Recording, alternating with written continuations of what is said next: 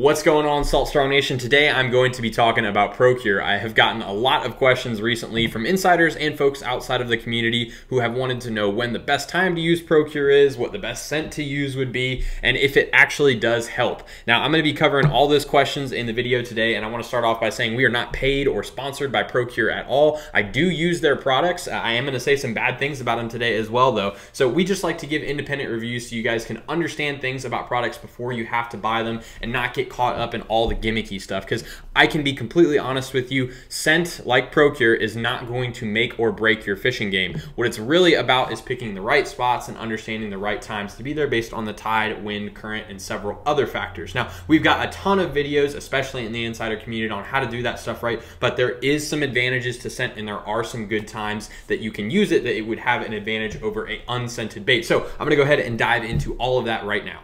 So I first want to cover the how and what of this Pro-Cure. Essentially, you're going to be using it with soft plastic baits. It's not like Gulp, where the Gulp is an oil that's built into the material. This is a gel that you're going to apply to the bait, and it's very sticky and it stays there for a very long time. And it's made with real fish ingredients, you know, small pieces of menhaden and shrimp and things like that that give this stuff a really powerful and really long-lasting scent. They do market that you can put this stuff on top waters or hard baits, but I've found with that hard surface, the gel that's in this stuff that is supposed to stick, it slides off a little bit more than it would with these soft plastics. So I tend to only put it on my soft plastics. I've not found that it makes a difference at all for hard baits. And typically with the species that you're targeting with those hard baits, the top waters for the trout and the snook and things like that, those fish are not going to be as honed into the scent as the flounder and the redfish would. So that brings me into my next subject, the species that these scents really are going to affect. It's not going to be those trout, it's not going to be those snook, it's really going to be those redfish, and it's really going to be those flounder.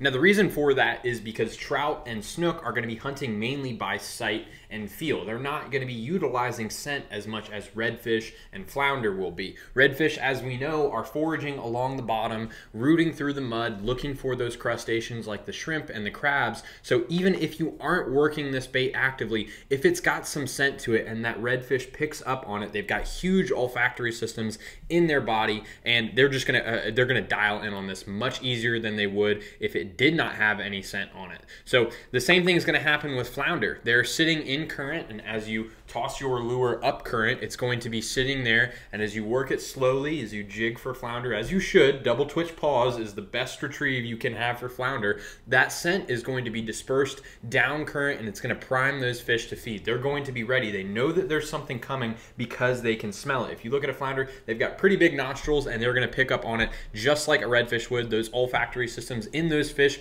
are designed to dial in on scents so that they know when there is prey for them.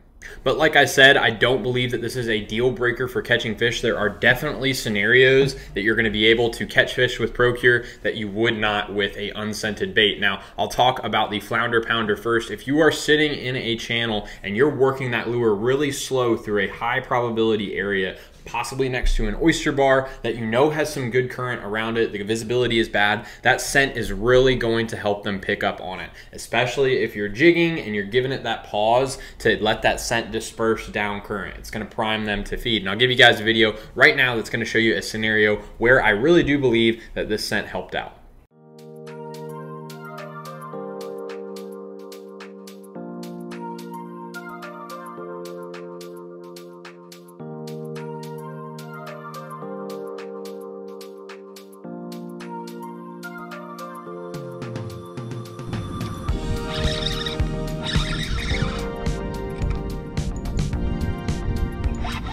That is a big flounder.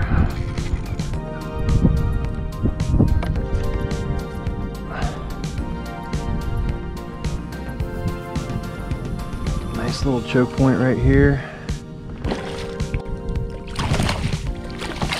Yeah, buddy. Nice thick guy right here. Very healthy fish. Has a lot of weight to him. A lot of weight to him. So likewise with redfish, this ProCure could really be a deal breaker. And the number one scenario that I would use this in for redfish, I'm actually gonna have a video to show you me using this ProCure with this exact same lure to catch a redfish that I don't believe I would have caught any other way. Now, he was rooting around through the mud. I could see him tailing, and I knew he was looking for those crustaceans. So essentially all I had to do was give him a crustacean with some very realistic scent and let him find it on his own. If I was using an unscented lure, he probably would not have been able to dial in on it, or he would have, you know, just glazed right over it. Fortunately, I had this redfish scent with me, so I was able to put it on there and just let him find the bait. I just had to give it a couple realistic twitches, maybe attract his attention, and then he was able to just inhale this guy. And I'll go ahead and show it to you right now if you don't believe me. So what I'm using right now is the ProCure Mugen series redfish scent. Oh, there's a tailing red over there.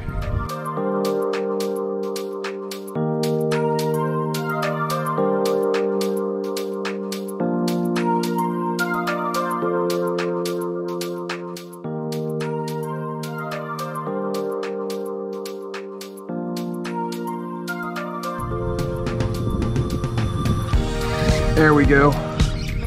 Oh, he came out, I think. Maybe? Oh no, he's making a big run.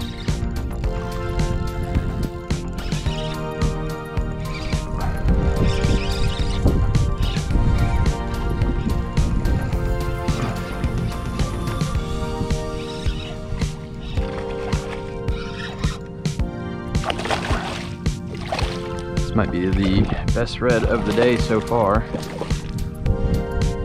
To go under my kayak. Oh goodness.